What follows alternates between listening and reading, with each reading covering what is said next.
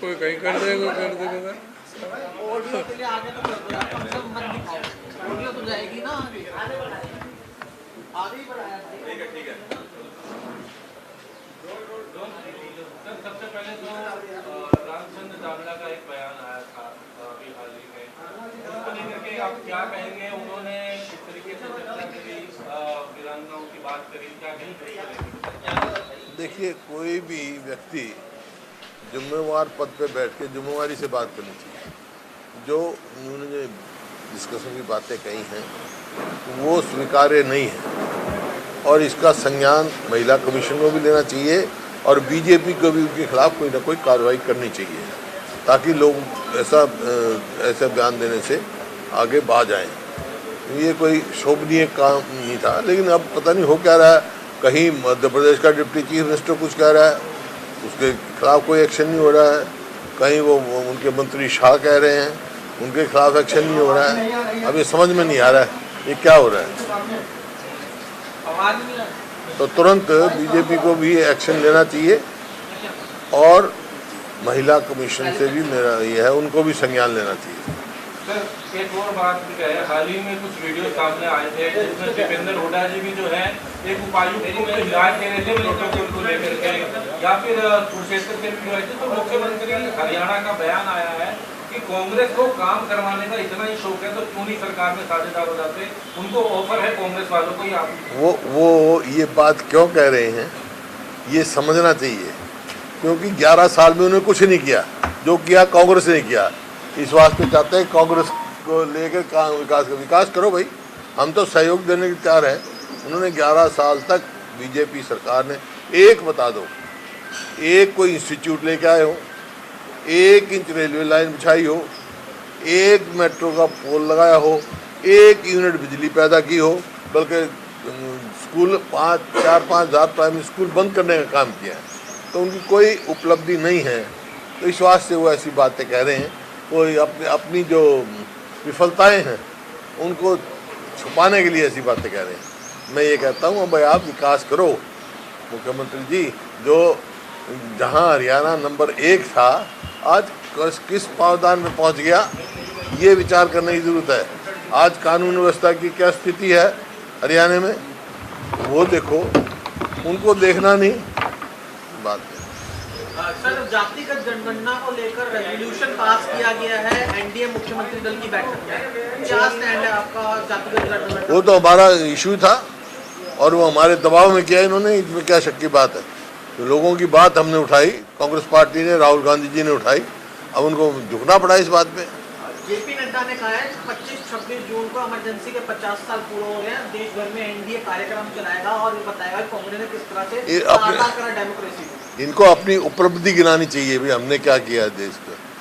वो कितने साल पुरानी बात आज उठा रहे हैं, क्या बात है वो सब बात चैप्टर क्लोज हो लिया, उसके बाद कांग्रेस की सरकार आ ली, उसके बाद और सरकारें बन ली। तो इनके पास जो है विकास का मुद्दा होना चाहिए।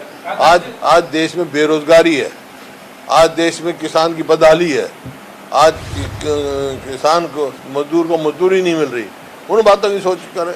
21 पर्यवेक्षक नियुक्त किए गए हैं एआईसीसी की तरफ से, केसी वेणुगोपाल जी की तरफ से सूची जारी की गई है, आप उसको लेके क्या कहेंगे? सर आप कितने देखते हैं प्रवेश संगठन बनाने की बात की जा रही है, संगठन अभियान की बात, क्या कहेंगे इसको लेके, क्या उम्मीद की जा रही है? नहीं, बहुत अच्छी बात है, पार्टी ने बहुत गंभीरता से ले रही है कि भाई ये साल जो संगठन का है और संगठन को ही प्राथमिकता दे करके, और ये अभी एआईसीसी के ऑब्जर्वर और साथ में पीसीसी के लोग होंगे और सभी जिलों में जाएंगे, और जिला जो संगठन हमारा पूरा ही संगठन जो 11 साल से नहीं बना है, अब पार्टी उसमें गंभीर है और अब उम्मीद है कि बहुत जल्दी ही पार्टी का संगठन तैयार होगा, खड़ा होगा पूरी तरह से। एआईसीसी की तो कुछ होगी, क्या पीसीसी की तरफ के लिए आप लोगों की तरफ से भी कुछ पर्यवेक्षकों की सूची जनता है? जैसे भी आवश्यकता जो भी कांग्रेस नेतृत्व की तरफ से जो भी डायरेक्शन होगी उसके मुताबिक किसी से काम करेगा। उम्मीद की जाए तो 11 वर्षों में नहीं हो सका, ये बड़ी चुनौती क्या हो जाए? उम्मीद है कि इस बार जो सारे देश में जो कांग्रेस ने गंभीरता से लिया संगठन को, तो यहाँ जो हरियाणा में 11 साल हो गए, वो संगठन बहुत जल्दी ही हमें देखने को मिलेगा। ठीक है, धन्यवाद।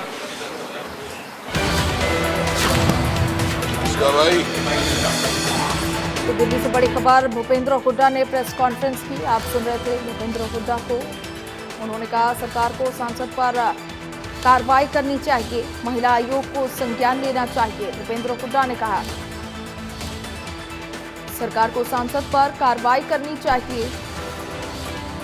तो वही जाति जनगणना को लेकर भी भूपेंद्र हुड्डा बोले, आज देश में बेरोजगारी है, भूपेंद्र हुड्डा की तरफ से कहा गया।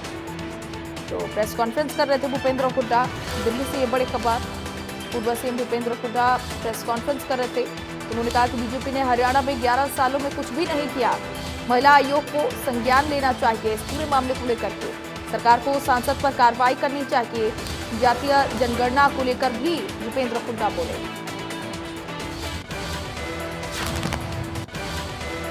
तो कुरुक्षेत्र से बड़ी खबर सामने आ रही है। सीएम सैनी ने गौ चिकित्सालय का शिलान्यास किया। कार्यक्रम को सीएम सैनी ने संबोधित किया। अब सड़कों पर नहीं घूमेगा गौवंश, गौवंश अब सुरक्षित रहेगा। गौ माता की सेवा हमारा धर्म है, ये केंद्र एक मिसाल बनेगा, मुख्यमंत्री की तरफ से कहा गया। अब सड़कों पर गौवंश नहीं घूमेगा, गौवंश अब सुरक्षित रहेगा, मुख्यमंत्री नायब सिंह सैनी की तरफ से कहा गया। ये केंद्र एक मिसाल बनेगा, गौ माता की सेवा हमारा धर्म। तो कुरुक्षेत्र से बड़ी खबर, मुख्यमंत्री नायब सिंह सैनी ने गौ चिकित्सालय का यहां पर निरीक्षण किया। कार्यक्रम को मुख्यमंत्री नायब सिंह सैनी ने संबोधित किया। उन्होंने कहा कि अब सड़कों पर गौवंश नहीं घूमेगा। गौ चिकित्सालय का शिलान्यास मुख्यमंत्री ने किया। कार्यक्रम को मुख्यमंत्री ने संबोधित करते हुए कहा कि गौ माता की सेवा हमारा धर्म है, ये केंद्र एक मिसाल बनेगा।